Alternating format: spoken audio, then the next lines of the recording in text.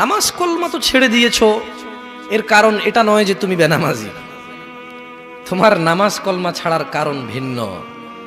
তুমি মনে করো আর কি তোমার মন চায় না, তুমি পারো না, তাই তুমি নামাজ পড়ো না। আসলে তোমার তাওহীদের সমস্যা। কোথায় সমস্যা?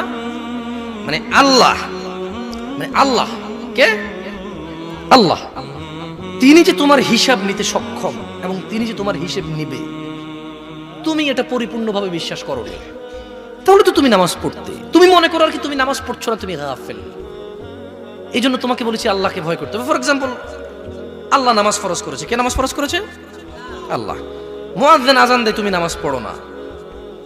তুমি মনে করো তোমার দান সাদাকা তোমাকে উদ্ধার করবে? তোমাকে ভুল শিখিয়েছে। আমি মানুষ, ছোট হতে পারি। শোনো, জোর জবরদস্তি করে কিছু কথা আমাকে শুনিয়েও দিতে পারো, এখান থেকে নামিয়েও দিতে পারো। বলছি না তোমরা নামাবা, বাট এটা পারো। তবে মনে রাখবে, কথা যেটা বলে সেটা উল্টাতে পারবে না। কেন পারবে না জানো?